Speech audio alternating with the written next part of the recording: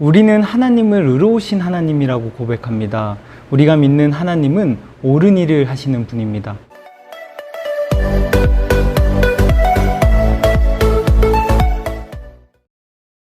그렇게 의로우신 하나님을 믿는 우리 그리스도인들은 의로우신 하나님을 따라서 우리도 마땅히 선한 일을 행하며 또한 의로운 일을 행하기를 힘써야 합니다. 그런데 우리는 흔히 의로움을 개인적 차원으로 이해하기 십상입니다.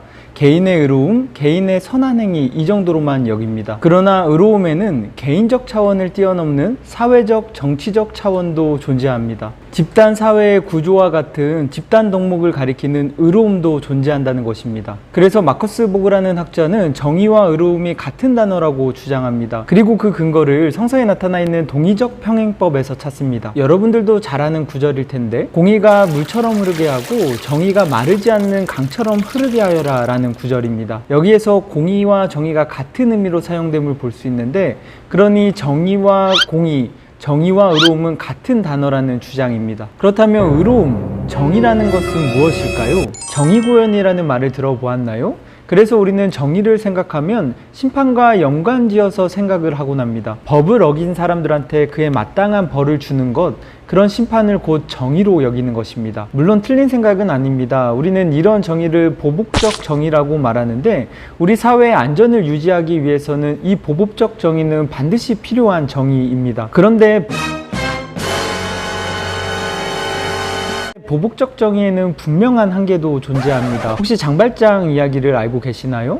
장발장은 빵을 훔친 그 행위를 통하여서 5년이라는 감옥 생활을 하게 되고, 또 그 감옥에서 일어나는 일 때문에 결국엔 19년의 감옥 생활을 하고 맙니다. 굶어 죽지 않기 위해서 빵을 훔친 그 행위가 정말 5년이라는 그 감옥 생활이 마땅한 벌이라고 우리 친구들은 생각을 하고 있나요? 그런데 우리 사회, 그리고 장발장이 살았던 그 시대에서는 장발장보다 더 끔찍한 죄를 지었음에도 불구하고 장발장보다 더 조금의 형량을 받은 사람들이 분명히 존재합니다. 결국 보복적 정의는 우리 사회에 어느 정도의 안전망은 되어줄 수 있지만, 우리가 바라는 그 평등과 평화의 세상을 이루기에는 이 보복적 정의는 분명한 한계를 지니고 있는 것이죠. 왜냐하면 보복적 정의가 구현되는 그 과정에서 그 사람의 사회의 계급 혹은 지위가 그렇게 영향을 미쳐서 결국에 불평등이 존재하기 때문입니다. 이건 너무한 거 아니냐고? 그래서 유전무죄, 무전유죄라는 말이 생겨난 것입니다. 그래서 성서는 우리에게 더 근본적인 정의를 말해줍니다. 분배적 정의입니다. 실제로 성경은 보복적 정의보다 분배적 정의를 더 많이 다루고 있습니다. 어떤 학자는 성경의 정의의 90% 이상이 분배적 정의에 해당하는 말씀이라고 말합니다. 그의 말대로 성경의 정의는 분배적 정의에 대한 가르침이 더 많습니다.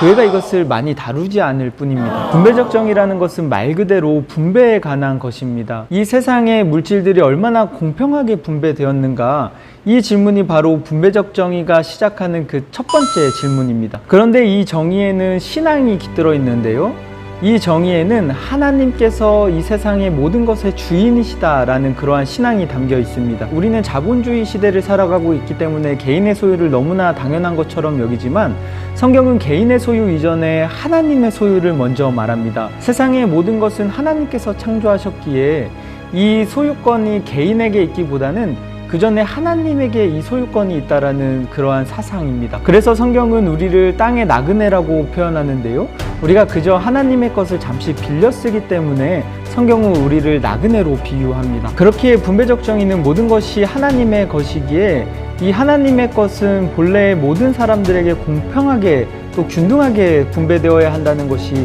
분배적 정의의 주장입니다. 어떤 사람에게 특별히 더 많이 주어져서는 안 된다는 것입니다. 물론 이 세상을 살아가다 보면 개인의 능력이나 또 일의 능률에 따라서 이 분배의 조금의 차이는 생겨날 수밖에 없습니다. 그러나 적어도 이 사람들이 태어나면서부터 갖게 되는 그러한 신분의 차이, 흙수저나 금수저와 같은 이러한 신분의 차이가 존재해서는 안 된다는 것입니다. 모든 사람들은 동일한 선상에서 함께 나아갈 수 있는 그러한 시스템이 갖춰져야 한다는 주장입니다. 또 생각해보면 내가 가지고 있는 능력, 또 일을 잘하는 것도 하나님이 주신 그러한 능력이기 때문에 이것을 통해서 우리가 정말로 우리의 소유를 마땅히 주장할 수 있을까? 이것은 또다시 생각해 봐야 할 문제이기도 합니다. 또한 모든 것이 하나님의 것이라는 이 고백은 모든 사람들이 생활에 필요한 최소한의 그 필요 물품들을 가질 수 있는 권리를 가졌다는 주장이기도 합니다. 능력이 없다고 또 일을 하지 않는다고 이 분배에서 제외돼서는 안 됩니다. 왜냐하면 하나님께서는 이 세상의 모든 것들을 한 개인이 아니라 우리 모두에게 선물로 주셨기 때문입니다. 그렇기에 사람은 그저 사람이라면 자신이 살아가는 데 필요한 최소한의 양식을 얻을 수 있는 그러한 권리를 가졌습니다.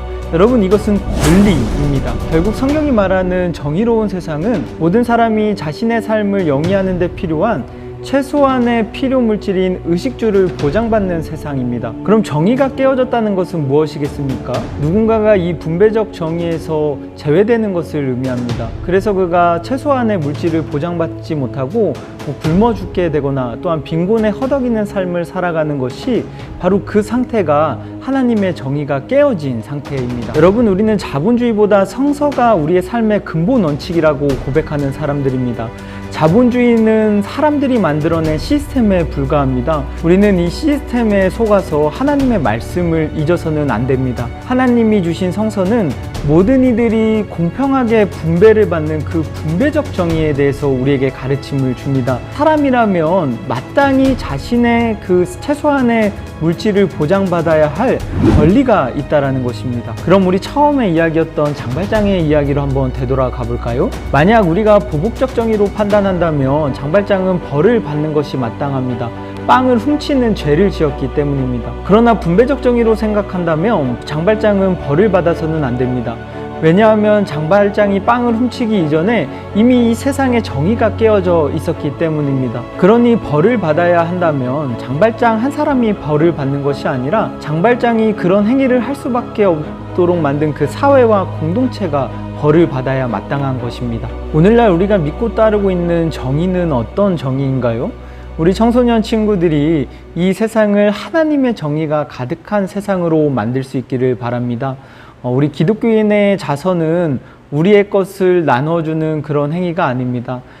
본래 하나님의 것을 본래의 주인에게 돌려주는 그러한 마땅한 행위이며, 그리고 교회는 그 일을 위하여서 가장 앞장서서 분배적 정의를 이 세상에서 구현해내도록 노력해야 합니다. 모든 이들에게 일용할 양식이 골고루 분배된 세상, 그래서 모든 이들이 빈곤에서 허덕이지 않는 그런 세상이 우리 청소년 친구들을 통해서 이루어질 수 있기를 소망해 봅니다. 깜짝 퀴즈! 첫 번째 문제입니다. 성경이 말하는 정의는 보복적 정의가 아니라 어떤 정의인가요? 두 번째 문제입니다. 성경은 우리가 하나님의 것을 잠시 빌려 쓴다라는 그러한 비유로 땅의 어떤 사람들이라고 말을 해주고 있나요? 세 번째 문제입니다. 제가 한 사람의 이야기를 통하여서 정의에 대해 설명했는데 그 사람의 옳은 이름을 맞춰주면 됩니다.